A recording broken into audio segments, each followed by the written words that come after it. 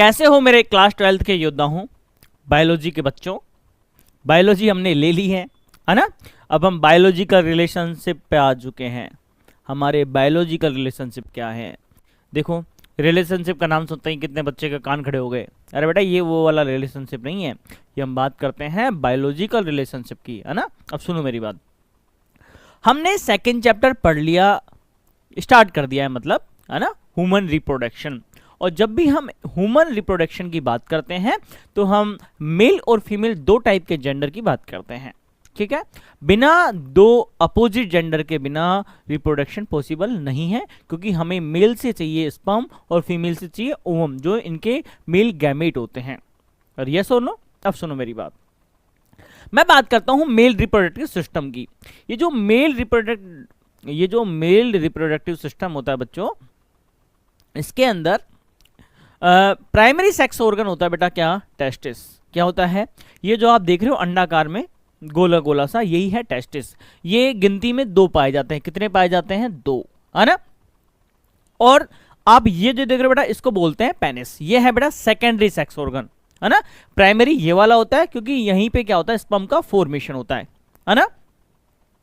2 type के hormone आपने सुने होंगे, कौन कौन से? टेस्टोस्टेरोन और एंड्रोजन, ठीक है। इस एंड्रोजन की वजह से ही अपन ने प्लांट में पढ़ा था ना, क्या? एंड्रोसियम मेल पार्ट को, तो एंड्रोसियम इसी नाम से दिया गया है। अब सुनो मेरी बात, ये है मेल रिप्रोडक्टिव पार्ट, ठीक है, जो 2 पार्ट में डिवाइडेड है। ये है प्राइमरी सेक्स ऑर्गन, जिसको बोलते हैं टेस्टिस। यहीं से टेस्टोस्टेरोन और स्पर्म का फॉर्मेशन होता है, क्लियर है। और ये है पेनिस। पेनिस क्या होता है बेटा? ये डक्ट है। डक्ट बोले तो यहां से स्पर्म जो बनेगा उसको बाहर निकालने की नली, क्लियर है। मैं बता दूं, मेल के अंदर यूरिन और स्पर्म का पाथ सेम होता है, जबकि फीमेल के अंदर दोनों का डिफरेंट पाथ होता है, क्लियर है यहां पे। अब सुनो मेरी बात, आपको ये गोला गोला दिख रहा होगा, गोले के अंदर अप्रोक्स 250 कंपार्टमेंट्स प्रेजेंट होते हैं, जिनको अपन बोलते हैं टेस्टिकुलर लोब्यूल्स। क्या बोलते हैं? वापस सुन लो, ये जो टेस्टिस है इसके अंदर लगभग 250 कंपार्टमेंट्स बोले तो बक्से बने होते हैं, चौकोर टाइप के, ऐसे है ना, ऐसे छोटे छोटे बक्से, मतलब दिख रहे हैं ना आपको, ये कितने हैं? 250 कंपार्टमेंट्स बने हुए हैं, ठीक है। इनको बोलते हैं टेस्टिकुलर लोब्यूल्स, ठीक है। अब आगे सुनो मेरी बात, हर एक के अंदर अप्रोक्स 1 से लेके 3 तक हाईली कोइल्ड सेमनीफरस ट्यूब्यूल्स पाई जाती है। क्या पाई जाती है बेटा? सेमनीफरस ट्यूब्यूल्स। इनके अंदर 1 से लेके 3, कितनी भी पा सकती है, लेकिन 1 होगी, 2 होगी, 3 होगी। हर एक कंपार्टमेंट के अंदर 1 से 3 हाईली कोइल्ड यानी लिपटी हुई क्या पाई जाती है बेटा? सेमनीफेरस ट्यूब्यूल्स पाई जाती है। और उन सेमनीफेरस ट्यूब्यूल्स के अंदर 2 टाइप की सेल प्रेजेंट होती है बेटा। कितने टाइप की? 2 टाइप की। पहली होती है मेल जर्म सेल, क्या बोलते हैं बेटा उसको? मेल जर्म सेल, जिसका दूसरा नाम भी है बेटा क्या? स्पर्मेटोगोनिया। क्या? मेल जर्म सेल को ही स्पर्मेटोगोनिया कहते हैं। इसी से स्पर्म प्रोडक्शन का इनिशिएशन होता है, यही इनिशिएट करती है क्या? स्पर्म प्रोडक्शन के लिए। अब सुनो मेरी बात, अब दूसरी सेल पाई जाती है बेटा क्या? Sertoli cell. क्या पाई जाती है? सर्टोली सेल, जो स्पर्म प्रोडक्शन के बाद में स्पर्म को न्यूट्रिशन प्रोवाइड करती है। वापस सुन लेने मेरी बात, क्या कि सेमनीफेरस ट्यूब्यूल्स, मैंने कहा था कि ये जो आपको छोटे छोटे कंपार्टमेंट दिख रहे हैं जिनका नाम है टेस्टिकुलर लोब्यूल्स, इसके अंदर 1 से 3 हाईली कोइल्ड सेमनीफेरस ट्यूब्यूल्स पाई जाएंगी। और उनके अंदर 2 टाइप की सेल होती है। कौन कौन सी बेटा? स्पर्मेटोगोनिया, जिसको अपन क्या बोलते हैं? मेल जर्म सेल भी बोलते हैं, जहां से स्पर्म का प्रोडक्शन स्टार्ट होता है। और स्पर्म के प्रोडक्शन के बाद में इनको न्यूट्रिशन कौन देता है? इनको न्यूट्रिशन देता है सर्टोली सेल। क्लियर है यहां तक बात?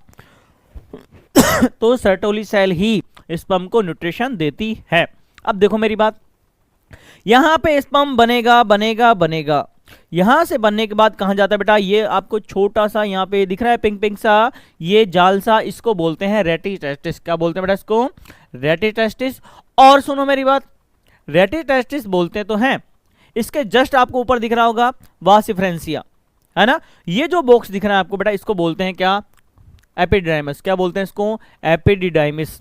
ये एपिडिडाइमस क्या काम करता है? ये काम करता है कुछ टाइम के लिए। क्या?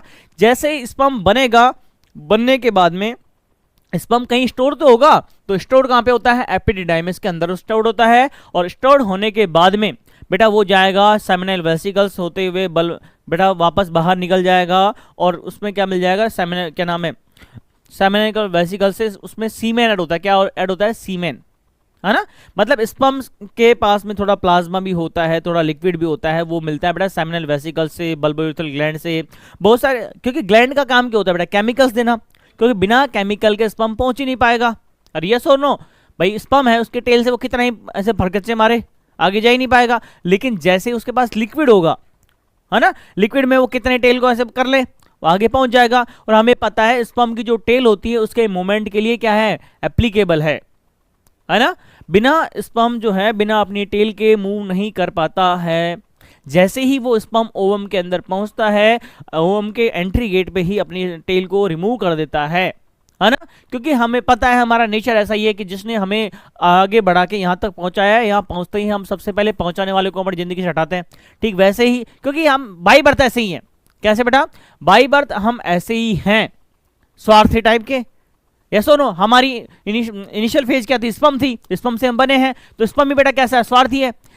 अरे यस और नो? चलो आगे चलो। तो ये है बेटा क्या? Male reproductive part. अब सुनो मेरी बात, ये आपको दिख रहा है इसमें सेकेंडरी सेक्स ऑर्गन, जिसका नाम क्या है बेटा? पेनिस है। तो इसको पूरे को अपन बोलते हैं बेटा ग्लैंस पेनिस, ठीक है। और इसके ऊपर ही बेटा एक स्किन से कवर्ड होता है, इसको बोलते हैं फोर स्किन। बेटा ये मोमडस जो होते हैं इसी स्किन को रिमूव कर देते हैं यहाँ से, ठीक है। याद रहेगी मेरी बात, फोर स्किन होती है। वो क्यों करते हैं, कैसे करते हैं, उनका पर्सनल रीजन है।